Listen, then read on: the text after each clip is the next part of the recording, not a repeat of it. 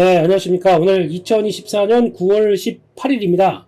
오늘이 월화수, 수요일이고요. 되게 어색하네요. 네, 잘 쉬시고, 그리고 또, 이제 내일 또 개장할 준비를 하기 위해서 저희 이렇게 또 이번 주 또 딜레이된, 그리고 또 9월 두 번째 주 주간 투자 전략 2부 바로 시작을 하도록 하겠습니다. 어떻게 잘 쉬셨는지 궁금합니다. 이제 좀 웨이크업, 깨어나야 됩니다. 네, 내일부터 또 여러 가지 시장 흐름들 대응할 준비를 하셔야 되겠죠. 네, 그래서 관련해서 미국 시장 3일 동안, 그리고 오늘 아직 열리진 않았지만 또 오늘 중요한 FOMC가 있고, 그러다 보니까 여러 가지 동향들을 같이 살펴보게 되면, 일단 미국 시장은 다우는 정고점 돌파했습니다. 아주 탄력적으로. 그래서 지금 이 모습 보게 되면은 금리 인하 한다, 우리 이제 우리한테는 좀 더 기회가 될 것이다 라는 쪽들에서 다우가 좀 더 강한 모습들이고, S&P 500은 직전 고점대에서 약간 고민하고 있습니다. 돌파할까 말까 한번 나오는 거 보고 그렇게 돼야 될 것 같고, 나스닥은 아직 저 밑입니다. 여기서 그동안 많이 올라왔기 때문에, 월봉상으로도 많이 올라왔기 때문에 월봉상의 고점은 맞지만 그래도 좀 체크해 보겠다 라는 쪽들. 그리고 또 요즘 AI 테크 관련된 쪽에서 논란이 좀 많아요. 금리 인하가 과연 수혜일까 피해일까.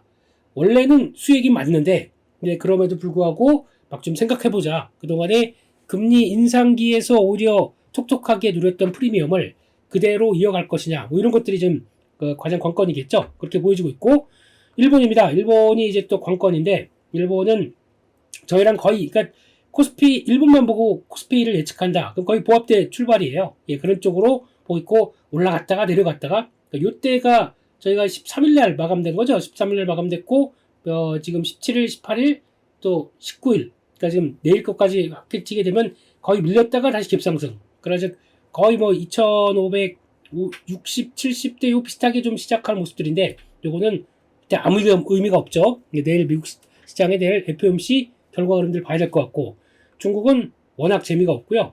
또 대만도 그냥 고자리, 딱 대만은 좀 강하죠. 이런 쪽으로 변화가 들어왔는데, 일단 이걸 바라보면서 느끼는 여러 가지 변화들은 조금 이따 말씀드리겠지만, 이제 금리와 관련된 쪽의 결정들이 어떻게 나올 것이냐, 그거에 따라서 좀 변화가 큰 것 같습니다. 그래서 그럼 미국 시장 관련된 쪽들 요거 한번 더 체크를 해보도록 하겠습니다. 달러 흐름인데요. 달러 흐름들 보게 되면, 일단 달러는 변동성이 무지 커져 있어요. 100대 깨느냐 아니면 101.5, 1.5% 안쪽인데 위아래로 왔다 갔다 합니다. 즉 그렇다는 얘기는 지금 미국에서 벌어지고 있는 일은, 지금 25bp 인하냐 50bp 인하냐, 이거 가지고 50bp 인하가 지금 동향으로 보게 되면은 거의 이제 막판 되면은 결정이 되는 기조가 높거든요. 근데 CME 페드 같이 보다 보니까 63%인가 50bp 인하 가능성들이 더 커지는 것 같습니다. 이 정도면은 해야 돼 라고 하면서 25bp보다 50bp를 더 기대하는 것 같습니다. 이렇게 되면은 되게 애매한 게, 50bp를 인하를 기대하려고 했다가 25bp를 한다. 그러면 실망감이 나올까? 이게 첫 번째. 실망감, 그 25bp에 대해서. 두 번째, 50bp를 하게 되면 경제에 문제가 있는 거 아니야? 라고 하는 부담감, 그리고 세 번째, 이거 나온다고 하더라도, 아니야, 연준이 지금 할 때가 돼서 금리를 인하를 하는 거야. 경제에 관련된 쪽에서 침체는 없을 것이다 라고 하는 다독 있는 멘트가 나오게 되면 그건 괜찮을 거고, 지금 되게 복잡해 있습니다. 이거에 대한 불확실성이 상당히 큽니다. 지금 미국 시장에서도 보니까 오늘 아침에 나왔던 CNBC에서도 거의 격돌하고 있더라고요. 내가 맞다, 네가 맞다. 그러면서 지금 분위기는 지금 딱 봐서 25bp 하게 되면 실망할 분위기도 나올 것 같아요. 에이, 이거밖에 안 돼? 근데 50bp 하게 되면 그래, 이야 50bp 하는데, 그러면 연준이 어떻게 얘기를 하느냐, 이거 경기가 안 좋아서 50bp 하는 거 아니다. 빠르게 그동안에 좀 딜레이 됐던 부분들, 경기는 괜찮은데 이제 금리를 정상화하기 위해서 가는 수순이다 라고 하게 되면 오히려 50bp는 호재가 될 수 있겠죠. 그러니까 결국은 25bp를 하느냐 50bp를 하느냐 사이에서 어느 쪽으로 그 변화가 맞춰질지, 특히 연준의 코멘트에 따라서 달려있다. 이게 되게 중요한 것 같습니다. 그래서 그거를 바라보면서, 근데 25bp 해도 되고 25bp 그냥 3번 해도 될 텐데 이렇게 또 좀 공격적으로 나온지 모르겠습니다. 근데 지금 예상되는 경로 보니까 올해 100bp 인하를 해서, 그러니까 지금 50bp 25 해서 모레 나머지 11월, 12월까지 다 맞춰놓고 그 다음에 내년에는 125인가? 예, 그 정도까지 해서 좀 한 3%대로 좀 떨어지는 구조로 나와 있습니다. 그래서 요거는 내일 가봐야 될 것 같습니다. 이건 미리 언급을 드리게 되면 50bp 했는데 오히려 시장이 환호할 수도 있다. 이게 25bp 했는데 오히려 실망할 수도 있다.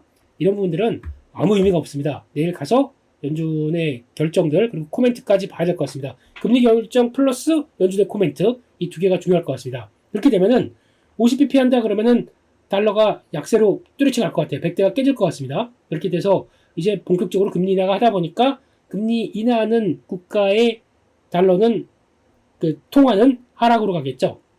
50bp로 가게 되면 100이 이탈될 수 있다는 거, 인덱스. 반대로 아니다 라고 하게 되면 오히려 101.5대로 들어갈 수 있다는 거. 요게 왜 중요하냐면은 요게 달러의 변화와 함께 지금 저희는 엔화를 신경 쓸 수밖에 없어요. 지금 엔화가 왜 중요하냐면 다 아시는 것처럼 이번에 140이 깨졌었습니다. 아유, 이렇게 되면은 하락하는 구조 쪽에서 지금 다시 빠르게 반등은 했지만 엔화가 약세로 가는 기조가 아니라 엔화 강세로 뚜렷이 나오기 시작한다. 그러면 엔캐리 자금 이거에 따른 부담감이 더 커질 수밖에 없습니다. 엔캐리에 대한 부담감들. 그렇기 때문에 이게 140대가 이탈해서 간다 그러면 상당히 시장에서는 또 걱정이 되는 모습들이죠. 신흥국 쪽에서는 오히려 이런 것 때문에 엔화가 강세로 가는 것 때문에 이번에 미국의 금리 인하에 대한 어떤 여러 가지 변화를 그대로 못 즐길 수가 있습니다. 이게 어떻게 되느냐에 따라서 또 바뀔 거예요. 그래서 결론적으로는 50bp가 인하를 한다라고 했었을 때 나오게 되면은 시장이 달러가 약세로 가겠죠. 엔화가 강세로 가서 이렇게 막 140대 밑으로 간다. 그러면 이게 오히려 신흥시장, 아시아시장 쪽에서는 부담으로 작용을 할 수 있다는 것은 좀 염두를 해야 될 것 같습니다. 그런데 그거 끝나고 엔화가 이제 그 다음에 140대에서 그냥 약간 지금 나오는 추세 그대로 있죠. 각도 이게 아니라 이렇게 완만한 각도가 좀 바뀌어야 됩니다. 그런 쪽으로 이제 진행이 되기 시작하는 모습들 보게 되면 거기다가 또 그 다음에 BOE가 있고 또 BOJ 통화 정책이 그 목요일 금요일 날 다 있지 않습니까? 그때 코멘트들 금리 인상은 하겠는데 당장은 아니다. 좀 봐가면서 하겠다 그러면 이제 내려갔다가도 지금 엔화가 강세가 되는 기조가 살짝 또 완화가 되겠죠. 이렇게 나오는 게 가장 그나마 이상적일 것 같습니다. 그렇게 되면 그때 아마 저희는 금요일, 월요일 이때부터는 그 다음에 좀 단기 충격을 좀 약간 암시하고 또 바뀔 수가 있지 않을까.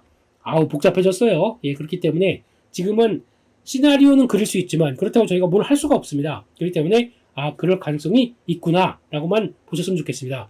50bp나 하게 되면 달러 약세, 그 엔화 강세가 갔을 때 그때 나올 수 있는 시장은 오히려 약간 타격을 보일 수가 있겠구나. 요거 꼭 염두를 하시고 보시면서 흐름들을 맞춰가야 될 것 같습니다. 그리고 그나마 시장에서 그리고 또 보니까 원화도 지금 생각보다 빠르게 강세로 가요. 지금 1320원도 무너졌었습니다. 그래서 달러 약세로 가는 거를 좀 대비를 하는 모습들이 나오긴 하는데 요거 이탈돼서 나오기 시작한다 그러면 지금 1310원대 테스트가 들어올 거예요. 그렇게 나올 수도 있기 때문에 요거는 외국인들 입장 쪽에서는 그렇게 부정적이진 않을 거예요. 그러면 신흥국 쪽에서에 대한 기대감은 또 살아오를 수가 있기 때문에 근데 이게 엔화가 같이 겹쳐 있기 때문에 좀 걱정이죠. 그래서 그거를 한번 다시 목요일 금요일 날 한번 흐름들을 좀 봐야 되겠다라고 봐야 될 것 같고 그나마 걱정이 덜한 게 지금 비트코인입니다. 비트코인이 생각보다 좀 빠르게 그래도 안전자산 쪽에서 위험자산 쪽으로 넘어오는 분위기가 나오다 보니까 요게 그나마 좀 낫긴 해요. 위험자산의 또 대표주자 그런 쪽으로 나오고 있기 때문에 여기 잘 지켰고 지금 아이고 마음이 급하니까 이게 차트가 가네요. 예, 잘 지켰고 그 다음에 추세 저항대를 이렇게 막 돌파하려고 하는 과정들 6만원 달러대 안착하게 되면 요거는 또 위험자산에 대한 리스크를 그대로 또 테이킹하겠다. 위험자산에 대한 선호 심리가 높아질 수 있기 때문에 이거는 나쁘지 않겠다라고 생각을 할 수가 있는 거죠. 그래서 그런 달러 약세에 대한 범위의 위험자산에 대한 흐름들 이것도 보게 되면 비트코인 올라가는 거는 그렇게 나쁘지 않은 것 같습니다. 그래서 이렇게 돼서 추세를 저항을 돌파한다. 그러면 이쪽으로 또 65,000, 68,000 이런 식으로 또 시도가 들어올 수 있겠죠. 그래서 그 폭에 따라서 비트코인도 한번 만약에 내일 하실 게 없는데 미국 시장 참전보다 코인으로 하겠다. 그러면 50bp면은 제가 보기에는 또 코인 올라올 것 같아요. 네, 그거 한번 또 체크해 보시고 밑에 잘 지지했죠. 네, 54,000달러대, 50,000달러대 초반을 잘 지지했기 때문에 변화가 들어온다라는 것들도 한번 눈여겨봐야 되겠다라고 생각됩니다. 그 밖에 지금 금도 만약에 이제 금리 인하가 되기 시작한다 그러면 계속 또 부각을 받을 수밖에 없겠죠. 금 얘기들은 한번 좀 드렸습니다. 그래서 지금 지난번에도 미국의 금 관련된 또 ETF 하나 저희가 또 공부를 했었죠. 그렇기 때문에 한번 달러가 약세로 가다 보니까 위쪽으로 쭉 들어오는 모습들 나쁘지 않다. 조금 따라가는 은도 괜찮겠다라고 보면서 은도 들어오긴 하는데 은은 변동폭이 좀 크고 좀 꾸준하게 갈 것들은 금 관련된 쪽들은 계속 체크해 놓자. 좀 보시는 게 좋겠다라고 말씀드렸던 부분들 계속 또 진행이 되고 있고 구리는 좀 고민스럽습니다. 구리는 달러 약세로 간다고 하더라도 일단 들어온 거 괜찮아요. 지금은 달러 약세로 인해서 나올 수 있는 분위기가 원자재 쪽에서 이어가고 있다라는 쪽들 나쁘지 않은데 돌아간다고 하더라도 지금 경기에 대해서 또 고민을 많이 할 겁니다. 그래서 연준이 경기 안 좋아서 하는 게 아니라 수순대로 그러니까 즉 너무 많이 올렸던 금리에 대해서 그거를 지금 돌아가는 수순대로 나오고 있고 경기가 큰 변화 없을 것이다 라고 하는 멘트만 나오기 시작하게 되면 구리도 위쪽으로 올라갈 가능성이 높겠죠. 그래서 그거 한번 보시면서 구리에 대한 변화 단순히 경기까지도 있다 보니까 원자재에서 달러 약세가 차지하는 변화 빼고도 충분히 경기에 대한 흐름들로 같이 연결돼서 봐야 될 측면이기 때문에 이것도 눈여겨봐야 되겠다라고 봐야 될 것 같고요. 그 밖에 또 유가입니다. 유가는 지금 요즘 또 약간 또 지정학적 리스크가 불다 보니까 무슨 뭐 또 리비아인가요? 거기서 뭐 이제 또 삐삐를 가지고 뭐 폭탄을 터뜨리는 뭐 이런 얘기가 나오다 보니까 저점에서 또 쭉 올라오는데 그렇다고 하더라도 유가는 지금 아직까지는 경기 관련된 쪽들 체크하고 있고 거기다가 지금 당장 돌아오는데 지금 여기 72달러대 위쪽으로 들어가기 좀 어렵죠. 그렇기 때문에 저항이 있기 때문에 여기서는 혹시나 경기 관련된 얘기 나오고 또 주가로 올라온다라고 하더라도 유가 72달러대는 좀 막히는 모습들입니다. 이렇게 되면은 지금 유가는 생각보다 계속 하향화돼 있고 거기다가 달러 약세가 되다 보니까 워낙 강세가 돼 있고 그러면 항공주 쪽에서는 계속 좋은 모습들이 나오고 있다라는 것들은 좀 체크를 해야 될 것 같습니다. 그래서 항공주에 대한 모멘텀들도 계속 들어오는지 이것도 좀 체크를 하면서 유가랑 같이 연동해서 봐야 될 부분이다라고 봐야 될 것 같습니다. 그렇게 보다 보니까 한눈에 정리는 됐죠. 그래서 원자재 가격들 좀 약간 반등을 하는데 금리의 변화에 따라서 금리의 폭의 변화에 따라서 반응을 좀 더 할 것이다. 이런 쪽으로 좀 체크를 하는 게 맞겠다라고 봐야 될 것 같습니다. 그렇게까지 말씀을 드렸고요. 그래서 정리를 하게 되면은 일단 지금은 금리나 폭에 따른 불확실성이 좀 존재한다. 그래서 지금은 오히려 50bp에 대해서 기대감이 더 차 있다. FOMC 전날에. 그래서 이걸 가지고 해석하는 부분에 대해서 한번 말씀을 드렸습니다. 그래서 가장 좋은 것은 50bp 했는데 연준이 경기 관련된 쪽에서 아무 이상 없다 라는 쪽들 코멘트 나오게 되면 오히려 호재로 작용하는데 그럼에도 불구하고 달러 N이 만약에 N이 강세로 간다 라고 하게 되면 그 아시아 시장 쪽에서 오히려 그렇게 썩 좋은 모습들이 안 나올 거예요. 그러면 하루에서 이틀 정도 가보고 거기다가 BOJ가 생각보다 빨리 금리 인상할 생각이 없다라는 쪽의 멘트가 나와주게 되면 목요일 금요일 날 약간 위축됐다고 하더라도 다음 주에는 다시 터는 모습들이 나올 수가 있겠다. 그래서 엔화를 꼭 신경을 써야 되겠다. 라는 쪽들도 아시아 시장을 볼 때 필요한 조건이다. 라고 봐야 될 것 같습니다. 그리고 또 두 번째, 저희 휴일 동안에 요게 나오기 시작했어요.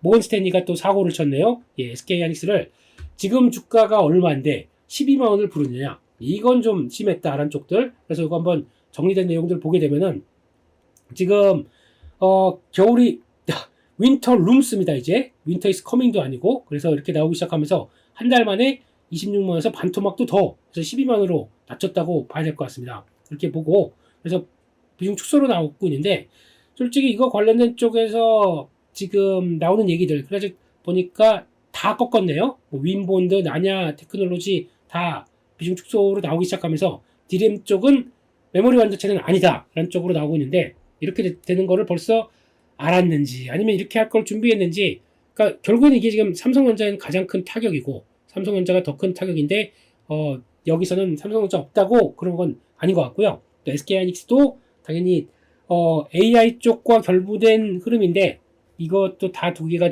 꺾어버리다 보니까 이 분위기는 썩 그렇게 좋지 못하게 나올 거에서 좀 떨고 있는 게 현실이겠죠. 근데 이거를 잘 보시게 되면은 마찬가지로 디램 업체들이 다 부진하게 보는 게 맞겠죠. 그런데 지금 미국 지역에서 마이크론 테크놀로지 주가를 한번 보게 되면 만약에 하이닉스가 그럴 정도면 마이크론은 뭐 가만히 있겠나요? 예, 그렇지가 않은 게 일단 결론적으로 말씀드리겠습니다. 옆으로 횡보 중이에요.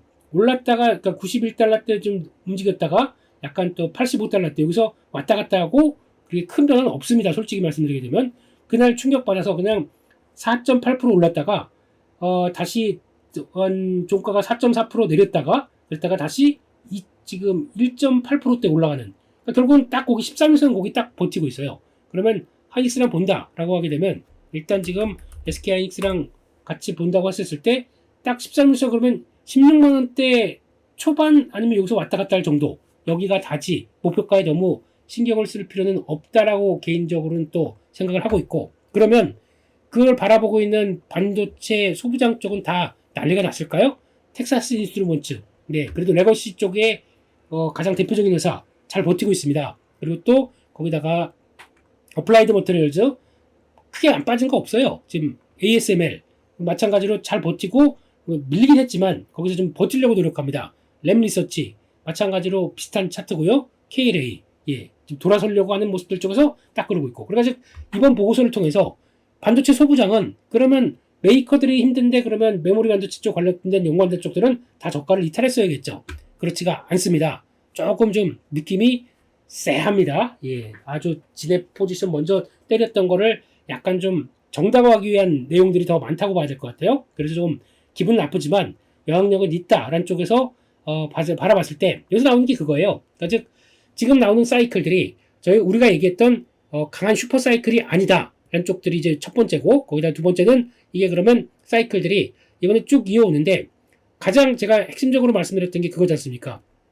이게 두 번째로 보게 되면 메모리 반도체는 D램 가격에 연동될 수밖에 없습니다. 거기에 대해서 울고 웃을 수밖에 없습니다. 근데 벌써 7월달, 8월달에 가격이 꺾이기 시작했습니다. 그러다 보니까 그에 따라서 얘기가 많기 시작한 거죠. 왜 이렇게 될까라고 보게 되면 D램 가격은 아무리 AI가 주도해서 HBM이 있다고 하더라도 HBM의 이제 공급 과잉에 대해서 나올 정도로 이제 다음 내년에 대해서 얘기가 나오는데 요게 왜 그럴 수밖에 없냐면은 약간 주문자 생산 방식이에요. 주문자 생산 방식이다 보니까 만약에 블랙웰 시리즈가 아주 이상 없이 이번에 지금 엔비디아에서 얘기했듯이 4분기부터 주르륵 들어가서 내년 1분기 쫙 하고 나오게 되면 상관이 없는데 블랙웰 시리즈가 약간 지연이 됐지 않습니까? 지연이 되다 보니까 고기 나왔던 공백 때문에 이번에 4분기부터 내년 1분기까지가 약간 영향을 받을 것이다 라는 쪽들이 가장 지금 대세로 나와 있습니다. 왜냐면 엔비디아 때문에 그런 거예요 지금요. 그래서 블랙웰 시리즈의 지연 때문에 HBM이 약간